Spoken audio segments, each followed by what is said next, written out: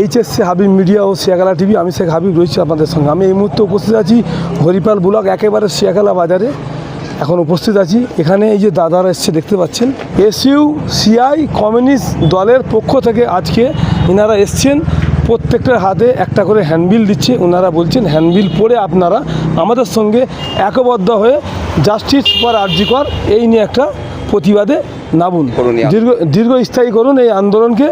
আপনারা যতক্ষণ না পর্যন্ত নির্দোষীরা শাস্তি পায় বা বিচার হয়, জাস্টিস ফর আরজি কর, জাস্টিস চাই।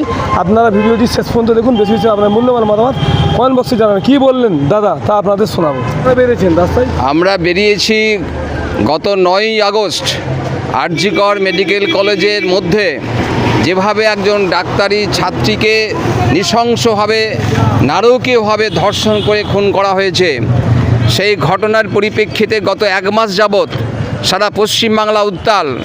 দল মত নির্বিশেষে সমস্ত স্তরের জনগণ সেই আন্দোলনে সামিল হয়েছে।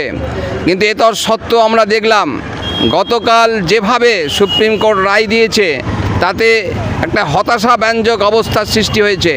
ওয়েস্ট বেঙ্গল জুনিয়র ডাক্তার ফ্রন্টের পক্ষ থেকে আজকে সারা পশ্চিমবাংলা জুড়ে বিক্ষোভ চলছে এবং তারা সরলেকে অবস্থান করছে তাদের 5 দফা দাবির ভিত্তিতে।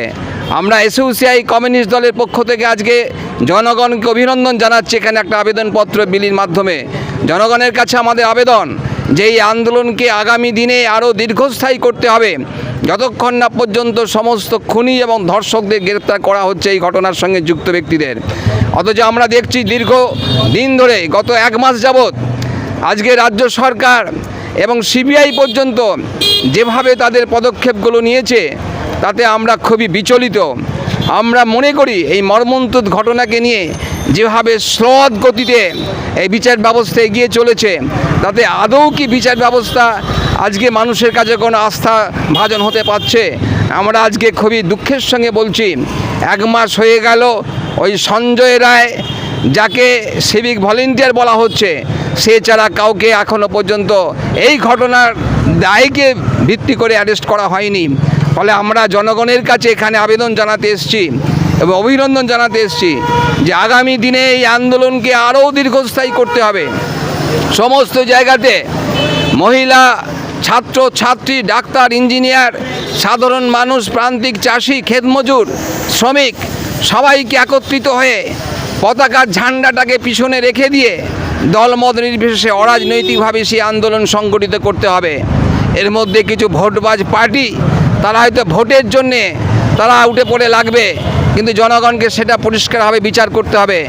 আমাদের মূল দাবি হচ্ছে ভোট নয়, মূল দাবি হচ্ছে বিচার চাই, খুনি এবং ধর্ষকদের শাস্তি চাই।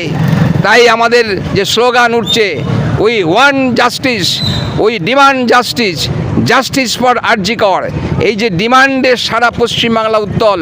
এসইউসিআই কমিউনিস্ট দল তাকে রেড স্যালুট দিচ্ছে, অভিনন্দন জানাচ্ছে এবং তার পরিপ্রেক্ষিতেই আজকে আমাদের এসইউসিআই দলের কর্মীরা এখানে এই আবেদনপত্র এখানে আমরা বিলি করছি।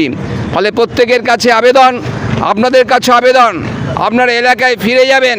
এখান থেকে শিয়াখালা বাজার থেকে বিভিন্ন গ্রামে গ্রামে যাবেন, সেখানে মা, বোন এবং ভাইয়েরা, বয়স্ক মানুষ পর্যন্ত তারা সবাই সংগঠিত হয়ে বিভিন্ন জায়গাতে প্রতিবাদী আন্দোলন গড়ে তুলবেন এবং এই আন্দোলনের মধ্য দিয়েই আগামী দিন দেখবেন এই খুনি এবং ধর্ষকরা অ্যারেস্ট হবে এবং তারা শাস্তি পাবে।